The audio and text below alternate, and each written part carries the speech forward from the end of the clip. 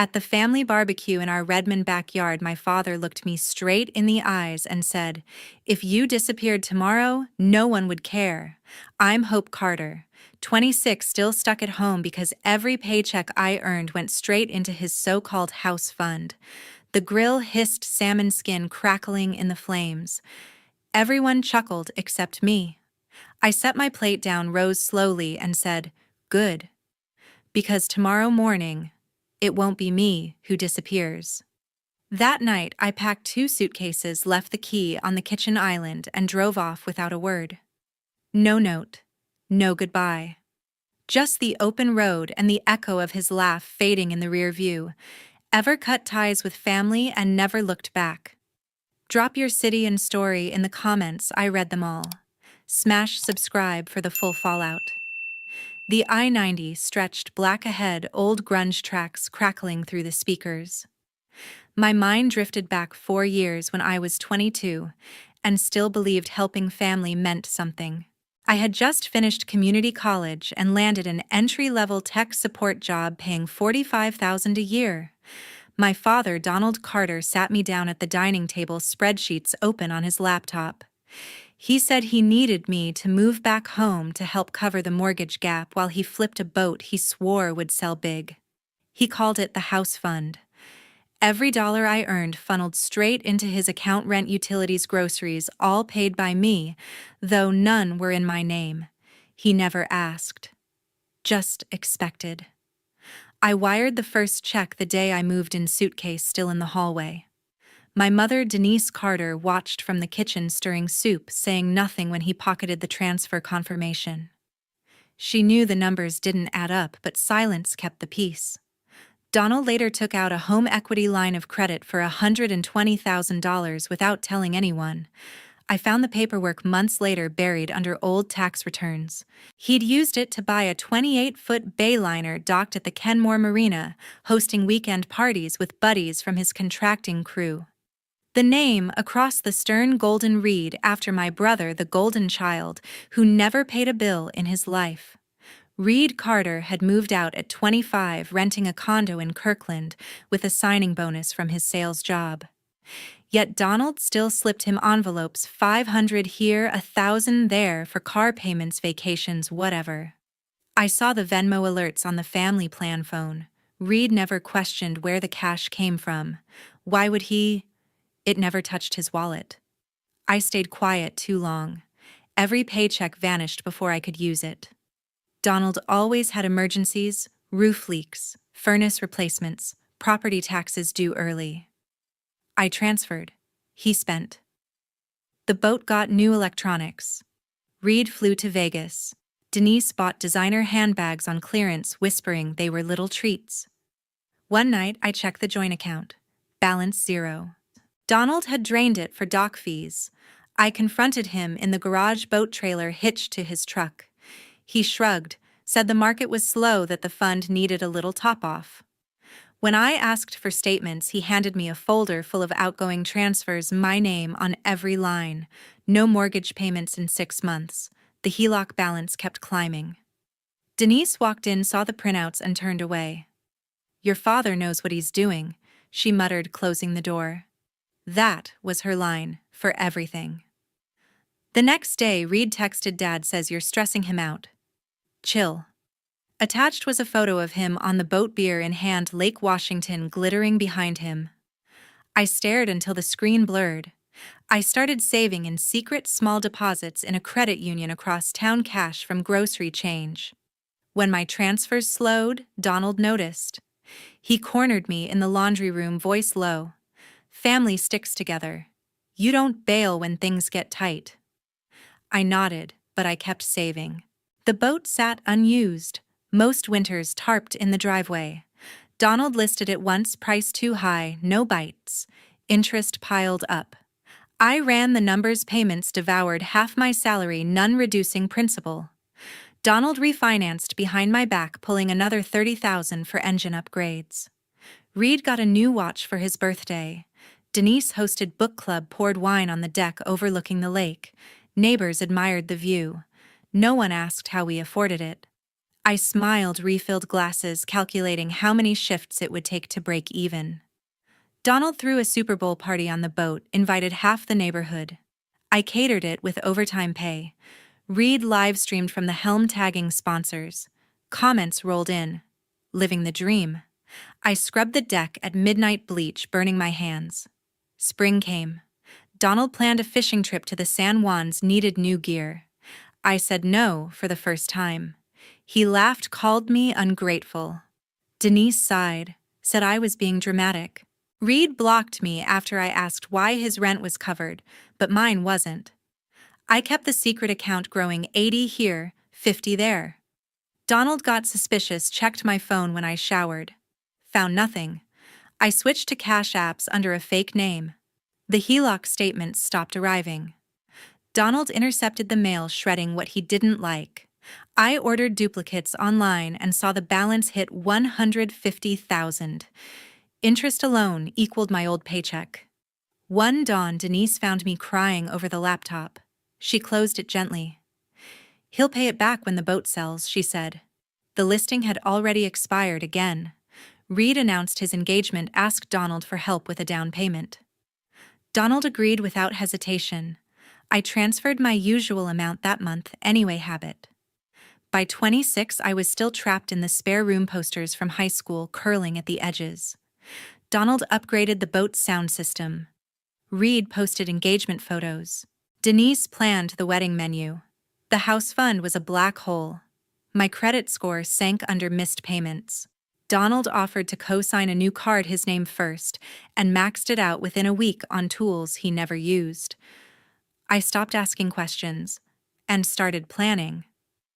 The rest stop near Issaquah sat quiet beneath the orange hum of sodium lights. A black SUV idled in the far corner, hazards blinking once. My cousin Unique Brooke stepped out, hood up, holding a small pouch. She hugged me briefly, no questions about the suitcases in my trunk. 10 years earlier, Dad had promised her a cut from a remodel profit, then vanished with the deposit. She'd kept everything.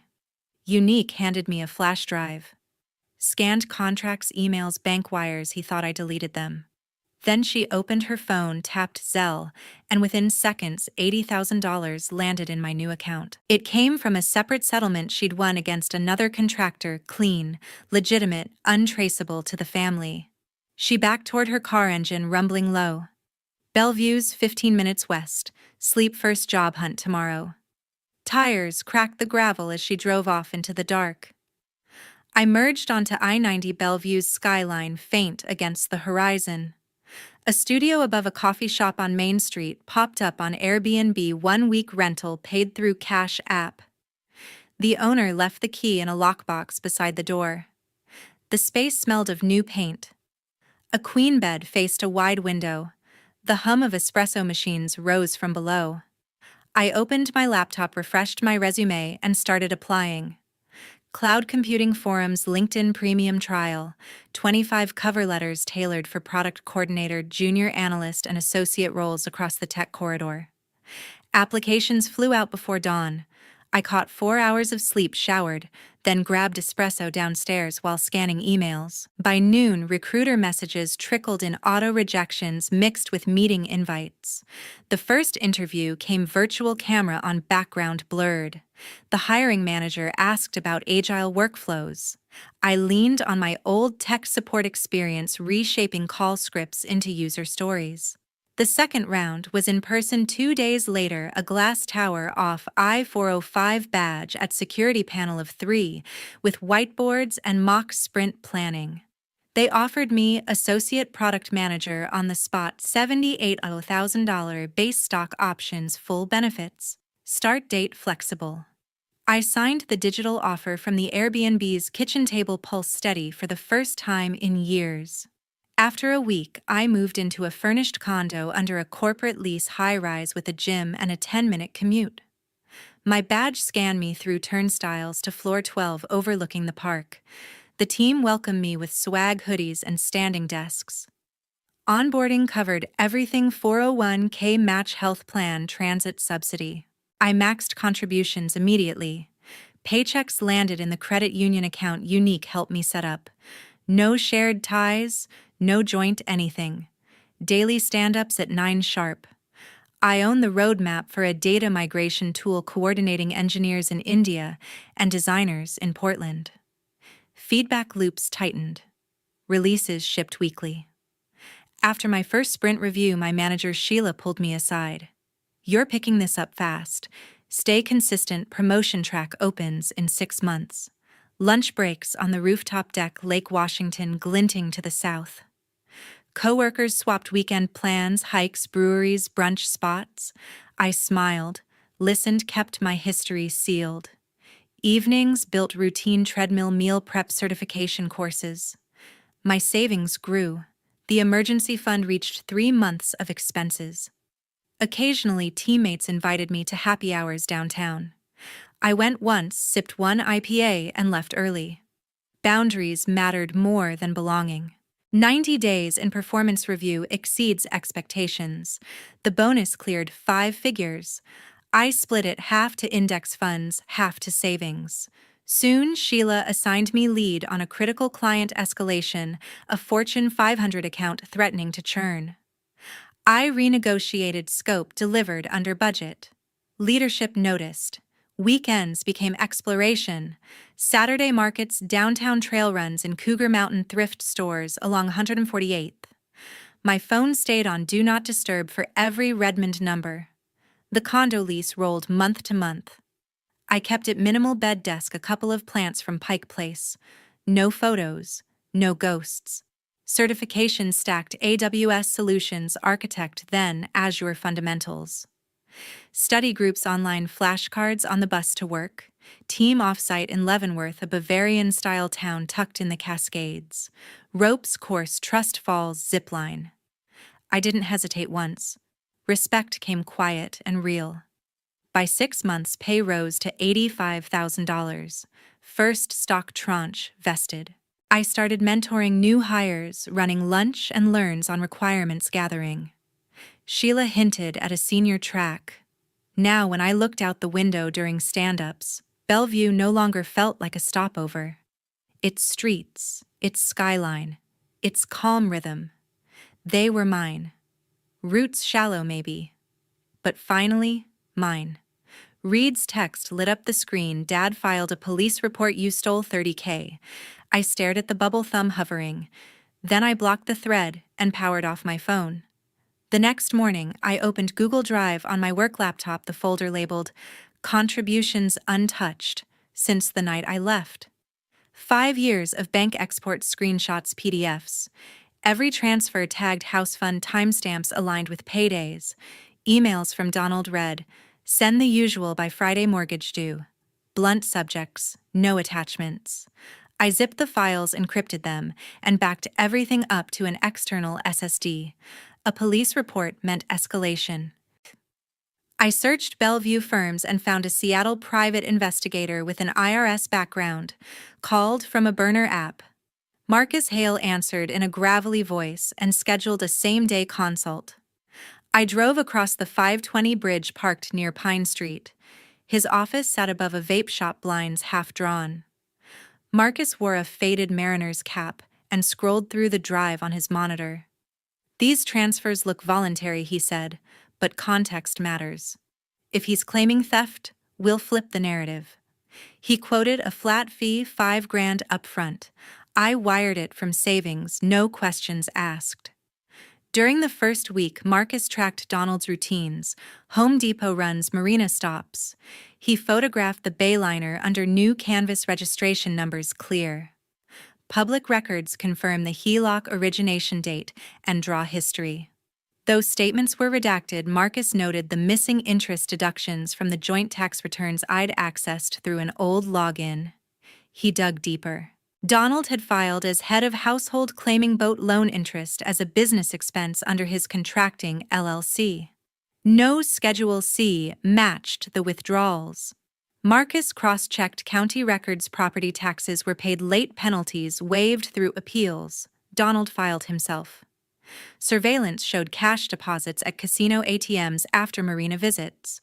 Marcus sent grainy stills. Donald at a teller window, bundles thick. We met again at a coffee shop in Capitol Hill. He slid a thumb drive across the table. HELOC interest should be itemized if it's deducted, he said. Your father skipped it 3 years straight over 30 grand in unreported adjustments. Enough to raise flags. Back at my condo, I built a timeline. Donald's emails lined up with draw dates, requests for funds, days before large cash withdrawals. One message read, "Need extra for equipment lease transfer to business account." Marcus had the matching marina fuel receipt. He ran credit headers next. Donald had opened 3 new cards since I left high limits climbing balances. Payments came from the same checking account I once funded. Marcus made discreet record pulls through contacts at the banks. HELOC draws labeled home improvement were spent on trailer hitches and outboard motors, never home repairs. A copy of the police report arrived via public records. Donald accused me of siphoning $30,000 in unauthorized withdrawals.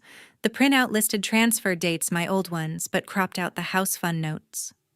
Marcus laughed under his breath. Classic projection. He's building a false paper trail to cover himself. I added forensic notes, email, metadata proving the IP was Donald's, not mine. Screenshots of read receipts he never disputed. Marcus accessed IRS transcript requests. Donald filed extensions, yearly paid minimums. Each penalty abatement letter cited reasonable cause referencing business cash flow with no attached proof. The final report ran 40 pages, appendices, affidavits, chain of custody logs. Marcus notarized and emailed the PDF. This flips the burden, he said. His theft claim collapses under audit. I forwarded select pages to a tax attorney contact from work for a pro bono review. He confirmed claiming interest deductions without matching income triggers audit flags. Marcus uncovered more. Donald's LLC showed revenue dips while his personal spending climbed. Vendor invoices were backdated to align with HELOC draws. A detective left one voicemail. I ignored it and let Marcus handle communication. Evidence stacked neatly: voluntary contributions versus undocumented borrowing. Donald's personal misuse of the equity line was now undeniable. Marcus ended with a warning. The IRS moves slow, but once the letter hits, dominoes fall.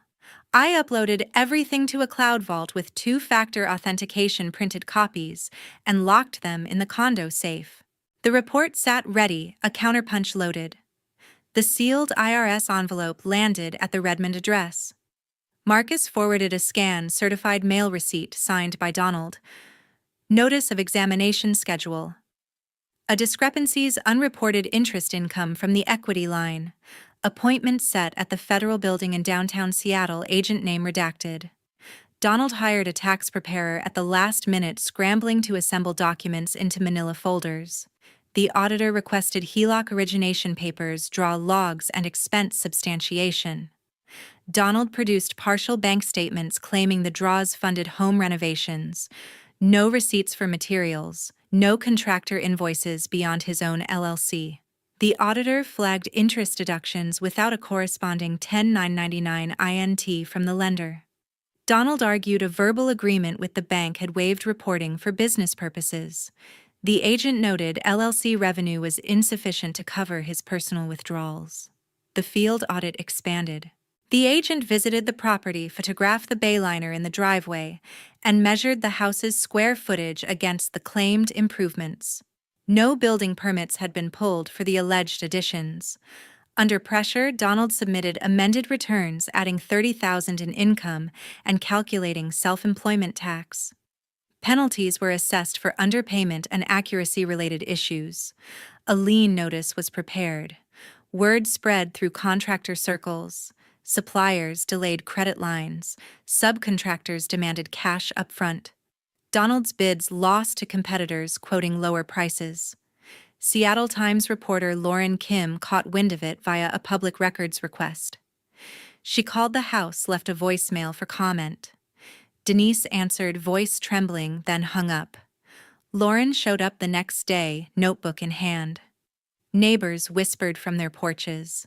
The article hit the online edition. Redmond contractor faces tax probe after daughter vanishes. The subhead detailed the police report misuse of the equity line and audit scope.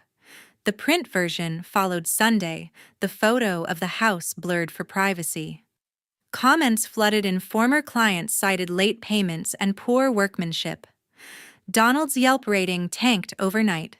Denise phoned from a grocery store parking lot, sobs cracking. "Your father's ruined. The boat's for sale. The house is in jeopardy. Come home, fix this." I listened in silence, ended the call, and blocked the number. Marcus monitored the fallout. The IRS proposed adjustments: $50,000 in back taxes, a 20% penalty, and interest accruing daily. Donald negotiated an installment plan, then missed the first payment. Lauren followed up, emailing questions about the family's contributions. I declined comment through Marcus. Collection letters piled up, state tax warrant, credit card defaults. Donald listed the boat below market, but no buyers came. Denise moved valuables to a storage unit, fearing seizure. She texted from a friend's phone, "We're losing everything."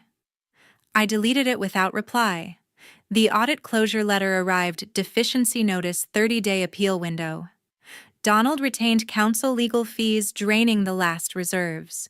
Media coverage widened, local TV teaser, radio drive time mention. Donald avoided the marina, parking his truck inside the garage.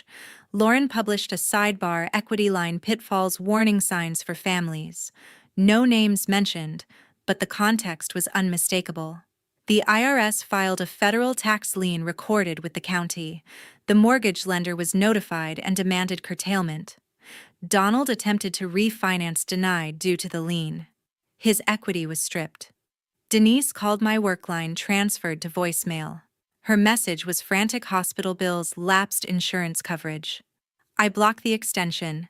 A community Facebook fundraiser for their legal defense was aborted after public backlash. The audit file closed pending the payment plan. Interest accrued in the 4 figures monthly. The probe solidified the consequences, locked. King County Courthouse loomed gray under overcast skies.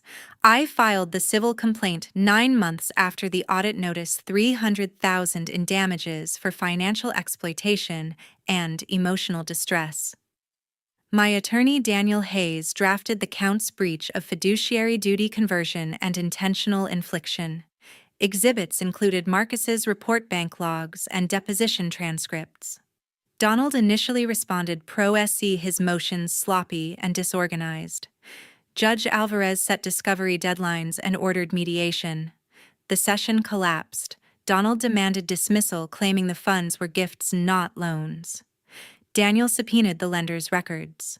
The HELOC agreement bore only Donald's signature, no co-borrower clause reflecting my contributions.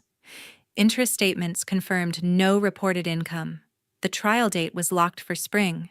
Daniel deposed Donald under oath. He faltered on draw purposes and contradicted himself over marina receipts. Denise testified reluctantly, admitting awareness of transfers, but not their amounts. Reed invoked the Fifth, refusing to comply with the subpoena. Pretrial rulings leaned in our favor. Judge Alvarez denied Donald's motion for summary judgment, citing disputed material facts. The courtroom was packed on opening day. Daniel outlined the timeline: voluntary payments induced by false promises, equity diverted into personal assets, jury selection screened for tax bias. The witness list was short. Marcus testified about surveillance authenticating photographs. A bank vice president explained 1099 reporting requirements. Donald took the stand, his voice cracking. He claimed the family's contributions were voluntary and that the boat was a shared investment. Cross-examination shredded the defense. Email chains demanded exact sums with no repayment terms. Closing arguments were precise. Daniel hammered the theme of unjust enrichment. Donald's counsel pleaded for jury nullification. The verdict came back in 2 hours: liable on all counts, with $280,000 in compensatory and $20,000 in punitive damages. After trial, the IRS lien was enforced. Judge Alvarez approved foreclosure, the proceeds to satisfy federal debt first, the remainder to my judgment. A sheriff's sale was scheduled. Donald filed for bankruptcy, but the automatic stay was lifted under the fraud exception. Auction day drew a modest crowd. The property sold below market value, leaving a deficiency judgment. The boat was seized separately and sold under a marina lien. Denise packed essentials into a U-Haul, leasing a one-bedroom in Factoria. She left a voicemail from a new number I didn't answer. Reed changed jobs, moved to the east side, and vanished from our group chats. Execution on the judgment garnished Donald's remaining accounts. His LLC was dissolved, tools liquidated. Daniel filed partial satisfaction, with the remaining balance to be pursued through wage levy if future employment arose. Foreclosure finalized. The new owners changed the locks and landscaped the yard. Denise downsized again, this time to a studio near a bus line. Reed blocked every channel. His wedding was postponed indefinitely. The gavel fell. The account settled. Rooftop bar in Bellevue, breeze from Lake Washington cool against my skin. 5 years later, the engagement party buzzed beneath strings of fairy lights. My fiancé Zane clinked glasses with my team hiking crew and fellow Cloud cohort alumni. He grinned, wide ring glinting, as he pulled me close. We'd met at a Seattle Tech Summit. Zane led cybersecurity audits and challenged my migration strategy during the Q&A. Sparks flew over post-panel, drinks grew into weekend hikes and shared playlists. He respected my silence about the past until I chose to share it, and when I did, he stayed steady. Guests mingled, servers passing trays of sliders and craft cocktails. Sheila toasted my promotion to VP, a 12-person team, 7-figure budgets. My equity package had matured. Investments flourished. I took the small stage. Tonight celebrates love and legacy. I'm proud to announce the unique Brooks Scholarship, $5,000 per recipient each year for those escaping financial manipulation while pursuing degrees or certifications. Unique stood beside me, radiant, managing operations from our Tacoma office. QR codes flashed, pledges streamed in department matches, Zane's firm doubling contributions. The website launched, mid-toast applications live. Days before a forwarded envelope had arrived, Kent Trailer Park return address, Donald's trembling handwriting. I held it above the balcony fire pit. One flick of the lighter and it curled to ash contents, unread embers drifting south. Zane noticed, slid an arm around me. "You okay?" I smiled. "Yeah, I am." Conversations flowed, stories of colleagues leaving controlling partners, friends rebuilding after divorce. The scholarship launched with 3 recipients: a nursing student, a coding boot camp enrollee, and a business major. Their thank you videos looped through the night. Zane booked Iceland for the wedding, Northern Lights, a small circle of friends. Soon after, I earned another promotion, overseeing a global product line. Joined a nonprofit board. Unique scaled outreach with webinars and partner shelters. Whispers from Kent trickled through old contacts, Donald picking up odd handyman work mostly alone. I keynoted conferences, spoke on economic independence, warning of red flags, isolated finances, guilt traps. Zane proposed again, this time on the Snoqualmie Pass summit, snow dusting the peaks. The night closed with my final words. "Family isn't defined by blood, it's who shows up when you need them." Zane Unique. This circle, you're mine. To everyone watching, document everything, trust patterns, and when it's time, leave. Freedom waits beyond fear. Your future is not collateral. Cheers erupted. Zane kissed me beneath the confetti.